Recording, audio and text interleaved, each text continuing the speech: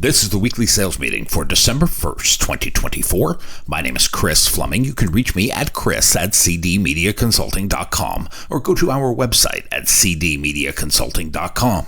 Today's topic is come to grips with reality. It has been said you can't be delusional and successful at the same time. For sellers, our path to delusion or success begins in the prospecting phase. It is separating genuine prospects from questionable suspects. Most have names on a list. Many of these names will never become customers, but some of us will never admit that we messed up by putting that name on our call list to begin with. It may be because we don't know the difference. We cannot, in our minds, separate the doers from the non-doers, the winners from the non-winners. We don't have the litmus paper needed to test our hypothesis on each person on the list. We expect people to behave like we behave, and they do not and will not.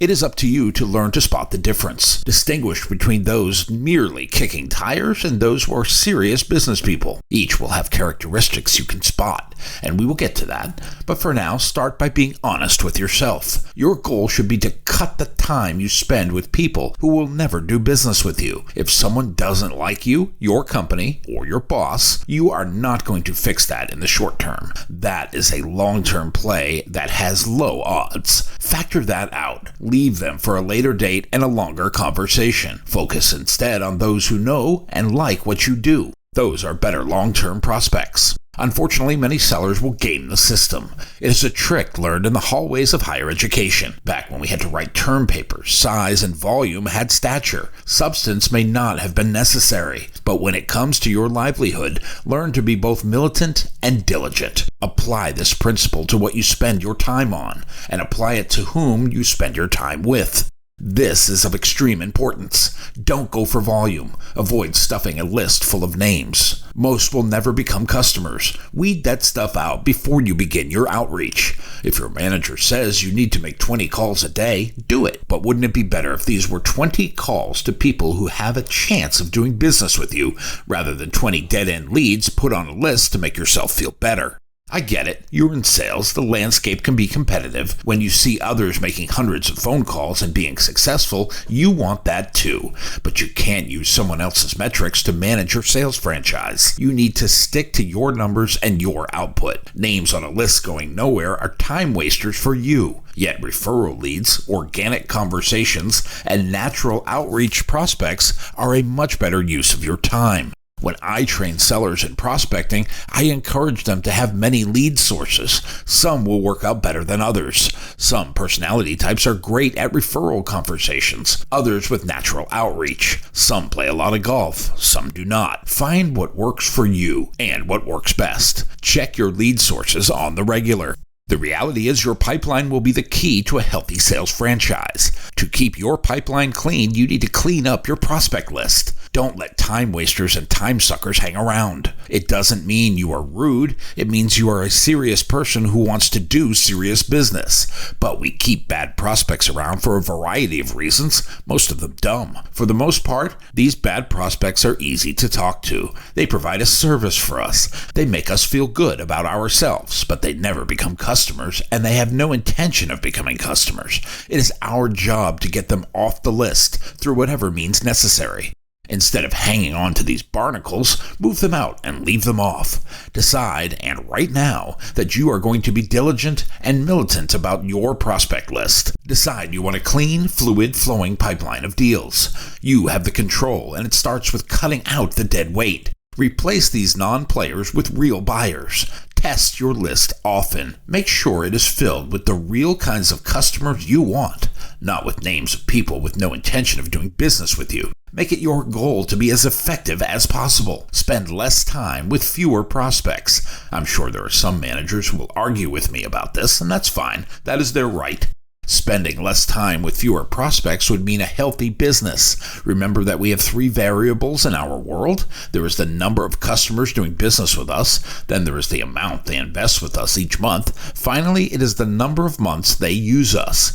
We have the most control over the middle variable. That is what they spend with us each month. Trust me, spend more time growing the average order. Then you can spend less time with the non-prospects and time wasters. We can be more selective about the people we spend our time with, but we can only do that after we have reached a position where we have leverage. We don't always start out that way. Let me ask you which is better, 10 customers spending $1,000 or 5 customers spending $2,000. I will maintain the latter is better as those people are more serious in their commitment. You are an important product in their mind. You are providing a valuable service and they are willing to pay for it and at a higher level. The money is the same, but the time freed up by having fewer people spending more allows you freedom. You have both the freedom and flexibility to prospect for better customers going forward. The same can be said for our prospect lists. If you have a prospect list of 120 people, that is way more than any human being can handle. The maximum point of capacity for most people is about 75, and that number includes active customers. But I would like to see that whittled down to 50. If you have 30 active customers and 20 real prospects, you will be busy, as long as you have an active list spending at the proper level to achieve success.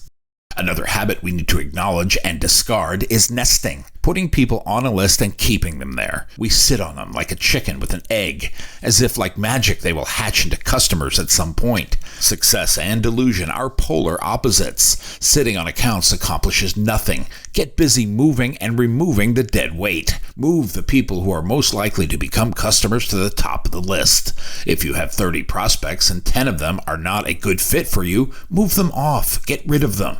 Trade them to another seller. Recapture your time. Don't leave these names on a list because one day they might become something. Make the hard choices. As a seller, you should be trying to weed out the suspects from the prospects. It is much more efficient to spend your day with 2 hot prospects rather than 20 dead-end leads. To make your day more efficient, think about how you are spending your time. That is the most valuable resource we have, and people who waste your time are a primary obstacle to reaching your goal. You need to get better at identifying the players and the non-players. Improve your ability to separate the tire kickers from the serious business people. There are some tests you can use to help yourself.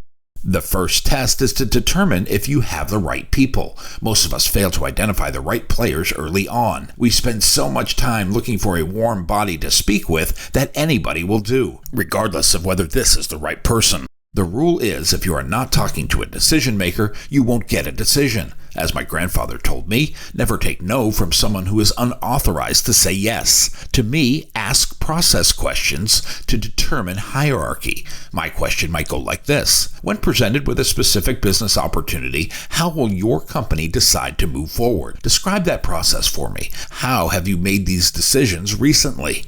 That question reveals the players. It lets me know if I am talking to a person or the person. Our problem is we don't reach high enough in the food chain. We ask for the person in charge of marketing or advertising. We don't ask for the person in charge of lead generation. We don't ask for the person in charge of increasing the average customer order. We don't ask for the person in charge of keeping the lead funnel full.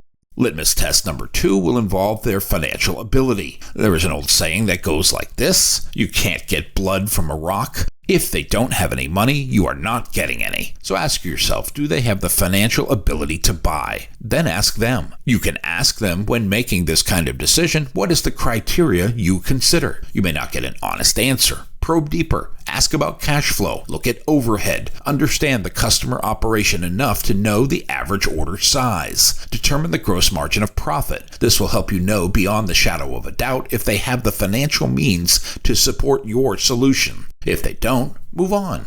The worst thing you can do is try to cram their measly, anemic number into a solution that costs twice as much. That is doomed for failure, and I suspect you already know why.